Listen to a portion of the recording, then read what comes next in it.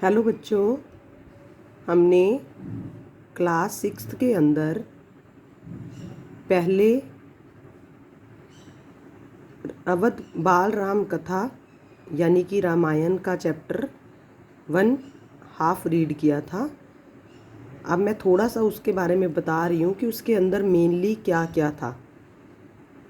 तो सबसे पहले मैं ये बताना चाहूँगी कि ये जो कथा है वो अयोध्या नगरी की है, जिसके अंदर महाराज दशरथ के बारे में बात की गई है कि महाराज दशरथ की अयोध्या नगरी बहुत सुंदर थी, भव्य नगरी थी। उसके अंदर बहुत सुंदर सुंदर आलीशान इमारतें थी। तो महाराज दशरथ अज के बेटे थे और उनकी प्रजा बहुत सुख एवं समृद्ध से संपन्न थी, यानी कि उनकी प्रजा को कोई दुख नहीं था। उनकी प्रजा बहुत खुश थी उनके राज में, अयोध्या की प्रजा। तो मेनली इसके अंदर क्या था कि महाराज दशरथ को किसी प्रकार की कोई चिंता नहीं थी, कोई दुख नहीं था, लेकिन एक चिंता उसको अंदर ही अंदर सताई जा रही थी। वो क्या थी कि महाराज दशरथ के कोई संतान नहीं थी। महाराज की 3 रानियां थी, कौशल्या, सुमित्रा और कैकई, और तीनों रानियों से ही कोई संतान नहीं थी। तो महाराज दशरथ को इस बात की चिंता थी कि अयोध्या का उत्तराधिकारी कौन बनेगा।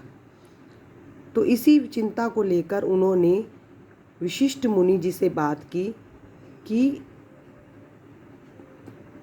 इस संबंध में वशिष्ठ मुनि जी से चर्चा की, उनको पूरी बात बताई कि जो रघुकुल के अगले उत्तराधिकारी के बारे में बताया कि वो कौन होंगे, क्योंकि जब कोई संतान ही नहीं है तो रघुकुल का उत्तराधिकारी कौन बनेगा।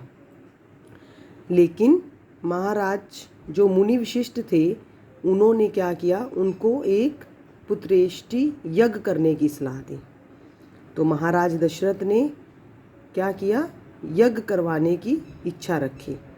तो यज्ञ महान तपस्वी ऋष्यभृंग की देखरेख में हुआ। पूरा नगर उसकी तैयारी में लगा हुआ था। तो यज्ञशाला भी कहाँ बनाई गई, सरयू नदी के किनारे पर। तमाम ऋषि मुनि पधारे। शंख ध्वनि और मंत्रोच्चार के बीच एक एक करके सबने आहुति डाली, और अंतिम आहुति किसने दी थी, राजा दशरथ ने। यज्ञ पूरा हुआ तो अग्नि के देवता ने महाराज दशरथ को आशीर्वाद दिया, लेकिन वो कुछ समय बाद ही वो आशीर्वाद फलीभूत हुआ। तीनों रानियां पुत्रवती हुई। महारानी कौशल्या के घर राम ने जन्म लिया। रानी सुमित्रा के घर 2 पुत्र हुए, जिनका नाम था लक्ष्मण और शत्रुघ्न, और रानी कैकई के पुत्र का नाम भरत रखा गया।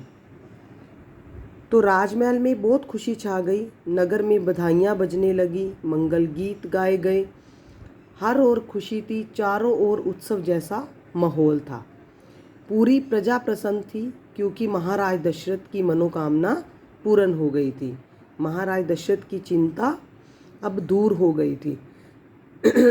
आयोजन नगर में बहुत बड़ा समारोह करवाया गया। आयोजन में दूर दूर से लोग आए। महाराज दशरथ ने सबको सम्मान दिया, इज्जत दी, उन्हें कपड़े, अनाज और धन देकर विदा किया। धीरे धीरे वो चारों राजकुमार बड़े होते गए, और अब क्या था, उन चारों की शिक्षा दीक्षा के बारे में सोचा गया। वो चारों भाइयों में आपस में बहुत प्रेम था और वे बड़े भाई राम की आज्ञा मानते थे।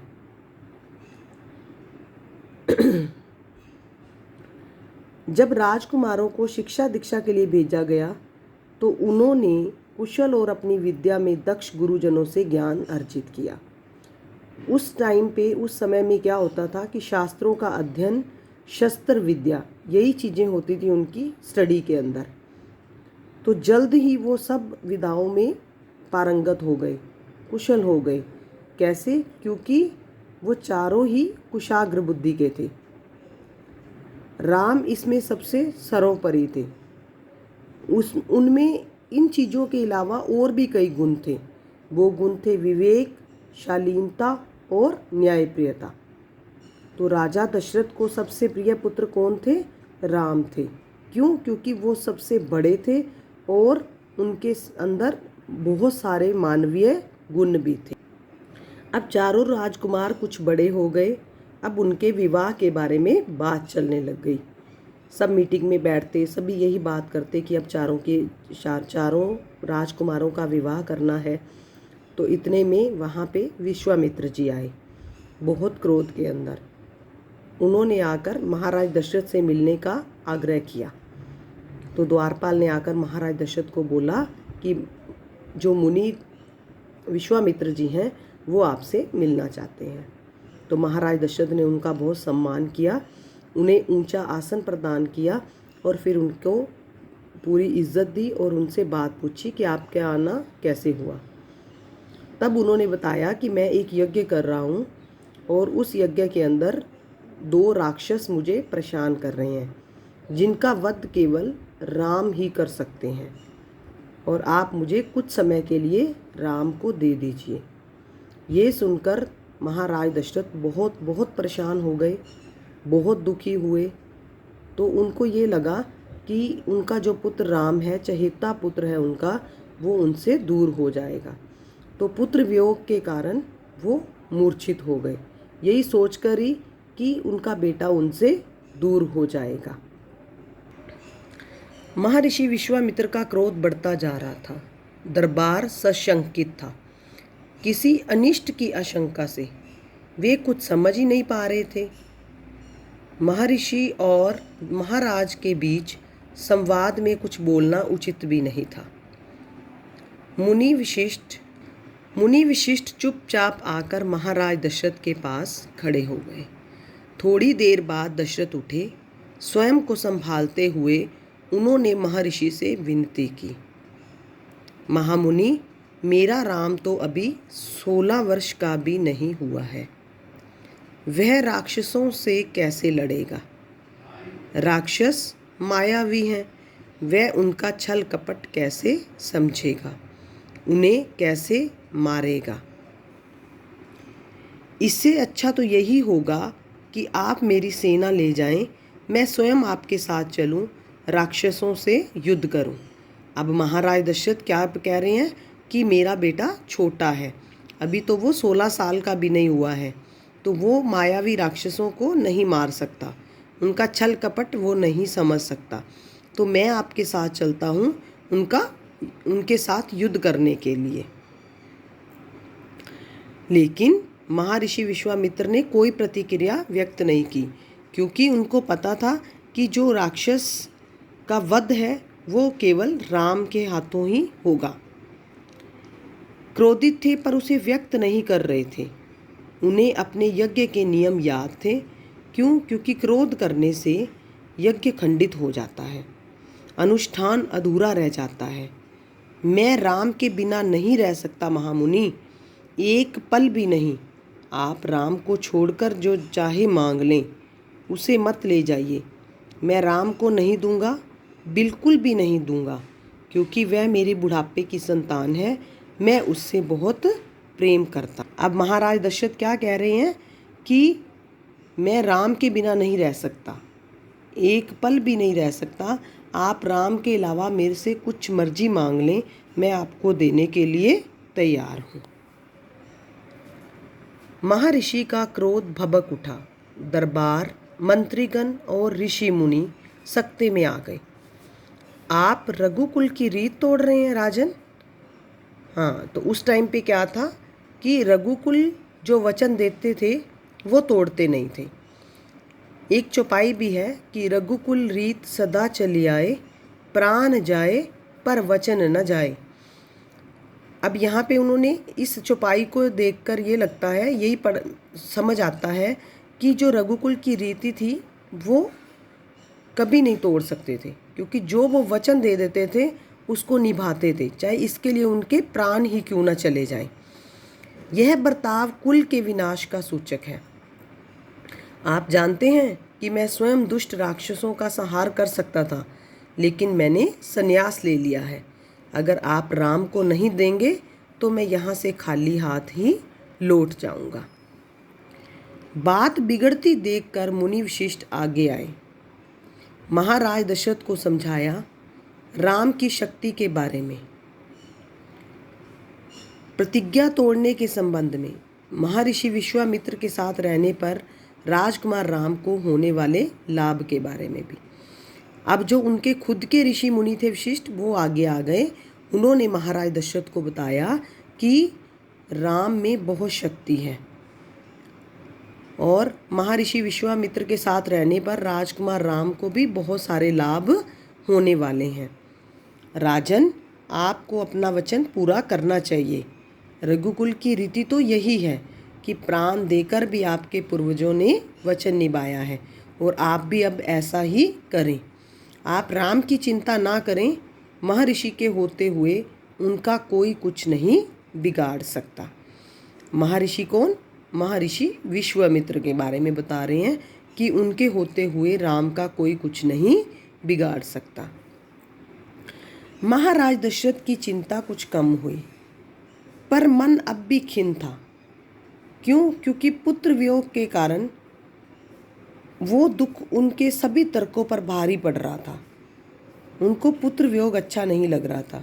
गुरु वशिष्ठ ने कहा, महाराज, महर्षि विश्वामित्र सिद्ध पुरुष हैं, तपस्वी हैं, अनेक गुप्त विद्याओं के जानकार हैं। वह कुछ सोचकर ही यहाँ आए हैं।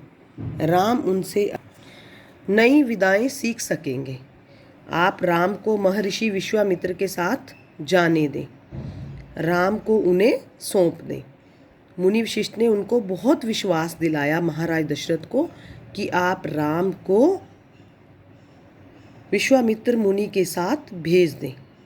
दशरथ ने मुनि वशिष्ठ की बात दुखी मन से स्वीकार कर ली।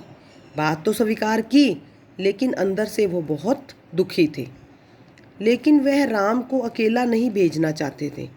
उन्होंने विश्वामित्र से आग्रह किया और कहा कि वे राम के साथ उनके छोटे भाई लक्ष्मण को भी ले जाएं। महर्षि विश्वामित्र ने महाराज दशरथ का यह आग्रह स्वीकार कर लिया। ये मान लिया कि कोई नहीं, हम लक्ष्मण को भी साथ ले जाएंगे। राम और लक्ष्मण को तत्काल दरबार में बुलाया गया। महाराज दशरथ ने उन्हें अपने निर्णय की सूचना दी। दोनों भाइयों ने उसे सहर्ष स्वीकार कर लिया, सिर झुकाकर आदर सहित। इसकी सूचना माता कौशल्या को दी गई। बताया गया कि राम और लक्ष्मण वन जा रहे हैं महर्षि विश्वामित्र के साथ। अब जब बेटा माता कौशल्या का है तो उनको भी बताया गया कि आपके जो बेटे हैं राम और लक्ष्मण दोनों वन जा रहे हैं। नितांत गंभीर माहौल में स्वस्ति वचन हुआ, शंख ध्वनि हुई। नितांत गंभीर माहौल यानी सबको दुख हो रहा था कि जो राजकुमार राम थे वो जा रहे थे। नगाड़े बजे। महाराज दशरथ ने भावुक होकर अपने दोनों पुत्रों का मस्तक चूमकर उन्हें महर्षि को सौंप दिया।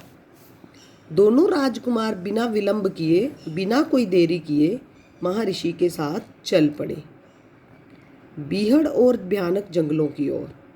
विश्वामित्र आगे आगे चल रहे थे, राम उनके पीछे थे और लक्ष्मण राम से 2 कदम पीछे, अपने धनुष संभाले हुए, पीठ पर तुनीर बांधे हुए, कमर में तलवारें लटकाए हुए। इट मीन्स राक्षस का वध करना था, तो वो अपनी पूरी तैयारी के साथ जा रहे थे। बच्चे, हमने आज पूरा चैप्टर रीड कर लिया है, पार्ट 1 अवधपुरी में राम, जिसके अंदर राम के जन्म के बारे में, महाराज दशरथ के बारे में, उनकी 3 रानियों के बारे में, मुनि वशिष्ठ के बारे में और महर्षि विश्वामित्र जी के बारे में बहुत कुछ बताया गया है। इससे रिलेटेड बहुत सारे क्वेश्चंस कंटेंट बेस बन सकते हैं, छोटे छोटे क्वेश्चंस कि महाराज दशरथ की कितनी रानियां थी, उन 3 रानियों के नाम लिखो, राम किसका बेटा था और माता कैकेयी के बेटे का नाम क्या था, सुमित्रा के 2 बेटों के नाम बताइए और महाराज दशरथ किसके बेटे थे और राम को कौन से महर्षि लेने आए थे। तो इस तरीके से बहुत सारे क्वेश्चंस बन रहे हैं छोटे छोटे कंटेंट बेस। तो बच्चे आप चैप्टर को ध्यान से पढ़ो और जो क्वेश्चंस आपको लगते हैं कि ये इम्पोर्टेंट है उनको हाईलाइट करो और अपना पूरा चैप्टर अच्छे से प्रिपेयर करके रखो। धन्यवाद।